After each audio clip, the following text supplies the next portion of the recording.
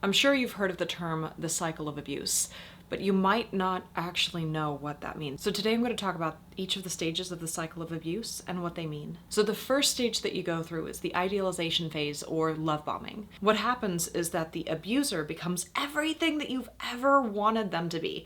They figure out what your love language is, they figure out what your needs are, they're just really sweet, they're romantic, they seem like such an incredible human being.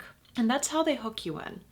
That's how they wrap you in. That's why a lot of times when you're in an abusive relationship, you'll think back to the time that you first met them and you'll wonder, why aren't they that person? You'll think back to all of the good that this person did, all of the ways that they loved you, all of the ways that they were exactly everything that you were ever looking for. Now, the love bombing stage doesn't just happen in the beginning. You'll see it happening throughout the relationship. That's why you'll see it coming in a cycle. So imagine the love bombing stage as being the stage that keeps happening repeatedly, that keeps you hanging on. That's why this person isn't all evil, and you know that they have the ability to be exactly what you need in a human being, but they choose not to be that person. And that's not because they truly are that person. You fell in love with the mask that they showed to hook you in. This isn't who they truly are. It's a manipulative technique to get you to attach. The second stage of abuse is devaluation. And it normally doesn't happen all at first. It's very slow. It's kind of like death by 1,000 cuts. The first few cuts, yeah, they hurt, but by the time you're on cut 500, cut 600, cut 700, you feel like you're dying. And it's because emotionally you are.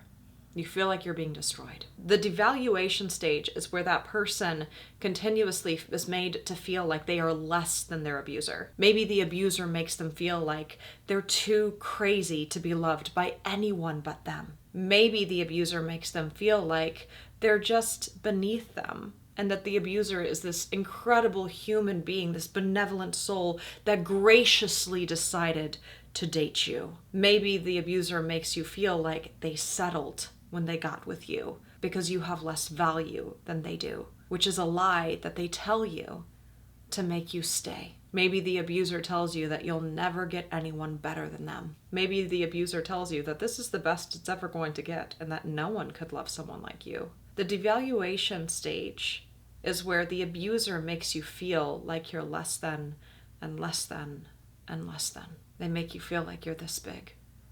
They make you feel like you're worthless. Now, the devaluation phase isn't continuously like this. You'll kind of see it fluctuating back and forth between love bombing and devaluation, where what ends up happening is the person abuses you and abuses you and abuses you, and you finally get to the point where you're kind of breaking and you're thinking about leaving, and then suddenly they switch back into the person that you fell in love with. So then you find yourself in this state of confusion where you're not really sure what to believe. You're not sure to believe, is this the incredible human being that you fell in love with, this person that you truly believe, they seem genuinely like this good person, or are they the monster that puts you down? Are they the one that makes you feel this big? Are they the one that continuously degrades you and disrespects you and makes you feel emotionally unsafe? Are they the person that makes you feel like you're the problem and that they could never be the problem? Are they the person that blame shifts and that gaslights? Are they the person that insults you whenever you're just trying to love them? Another thing that they'll do is they will abuse you and abuse you and abuse you to the point where you finally can't take it anymore and you snap. And the moment that you snap, they go, see, you're the problem. You're crazy. You're the reason why no one can love you.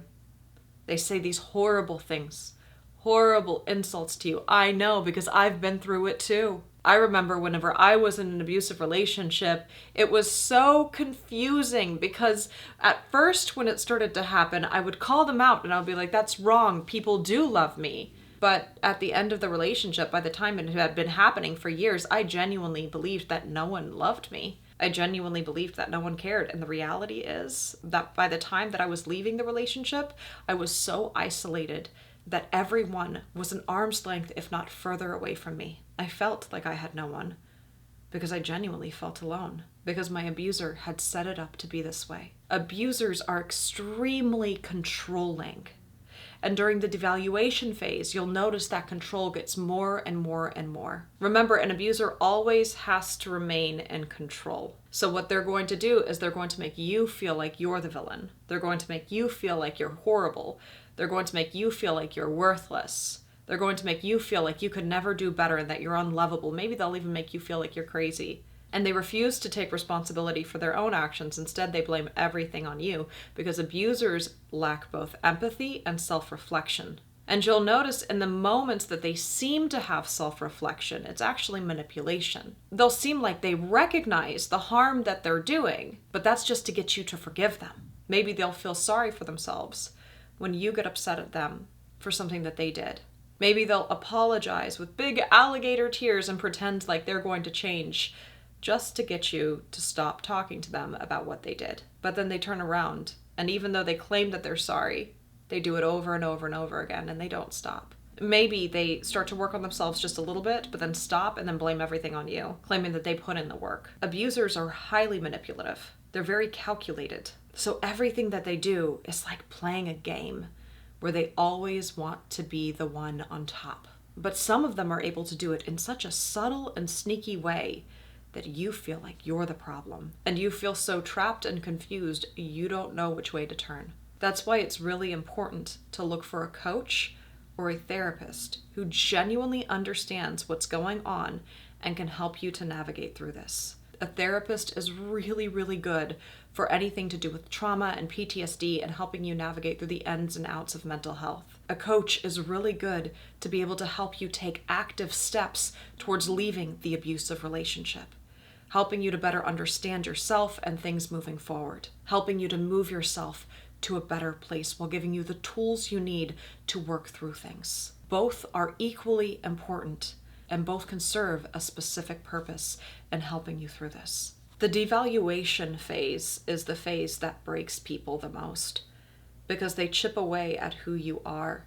They chip away at your well-being. They chip away at your self-love and make you feel like you're undeserving of even basic kindness. They're disrespectful and they make you feel like you deserve that disrespect. The next phase after that is the discard phase. See, a lot of abuse victims end up staying with their abusers even up until the part where the abuser breaks up with the victim. And the victim's like, wait, what? They feel betrayed, they feel hurt, they feel angry because this person just put them through hell and they stayed with them hoping that they would be willing to change, and they just discard you, just throw you away as if you're nothing, making you feel like you're this big, making you feel like you're disposable. This is a form of control. It is a way to break you down even further because you'll notice that after the discard phase, they'll start hoovering. They'll start popping back up. They'll start trying to re-enter your life. They'll start trying to hook you back in. And whenever they do that, when they start hoovering, coming in and out and in and out, then they start love bombing again, and the cycle begins all over again. This cycle happens repeatedly until you finally decide, you know what? Enough is enough. I'm done. Now, abusers are pretty predictable, especially narcissists. Narcissistic abusers, they tend to always juggle around their victims. They tend to have several different sources that they play around with all at once, or maybe they just have one source, and then when they're ready to discard this source, they go to the next one. They drain each of their sources dry, and when they're done using each one, they throw them away to use up the next one. Throw that person away to use up the next one, then go back to the first one because that person is now healing, and they're going to hook them back in through the love bombing, promising, oh, I've changed, I'm better, I'm different. Being that charming person that you fell in love with in the first place. Trying to say and do whatever it takes to get you back in. It's all a game, and it's the cycle of abuse over and over and over again. It does not stop until you decide to stop it, until you decide enough is enough and you walk away. The discard phase with an abuser, sometimes it's permanent, but oftentimes it's not. The person ends up discarding, going to another source, and then going back to you. You'll see them doing this over and over and over again. They treat you like a toy to play with, but your value is so much higher than that. They throw you away as if you're nothing, but you're not nothing. You are a treasure. You are a gift, and you deserve so much more than what they're putting you through. I know going through this is really hard. I've been through it too. I know it's really hard to leave, especially when you have a trauma bond to that person. You feel like a prisoner in the relationship. I know you want to leave, but you don't know how. I know they trap you. They play games with you and they hurt you. They make you feel emotionally unsafe. You can get out. I know it feels like you can't. I know it's scary and you feel alone, but there's always a way. Sometimes that way is really hard to find. Sometimes it's very complicated. And sometimes you might feel really alone while doing it. When I left my abusive relationship was the lowest I've ever felt, the most broken I've ever felt. And a part of me still loved that person even though they put me through hell, even though they tried to kill me, even though I felt completely alone. I still left. And that was the scariest thing I've ever done in my life. I didn't know what my future would look like. I didn't know if I would be okay because I felt like I would never be okay. And I wasn't okay, to be honest. For many, many years, I was not okay. It took a long time for me to rebuild myself into who I am today. It took a long time for me to get out of rock bottom. I had parts of my life where I went hungry. I had parts in my life where I had nothing. I had parts of my life where I was very close to becoming homeless, but I made it. I worked my way out of it, and you can too. It's really hard, it's complicated, it's confusing, and it's extremely dark, but there is light at the end of the tunnel. Even if you don't see it right now, there is light at the end of the tunnel. It's just going to be kind of complicated to get to there, but you got this. You can do it. And the life you have once you get out of this, once you heal, is so much better than the life that you have with the abuser. There is hope. Things will get better. You just have to fight for yourself. You got this.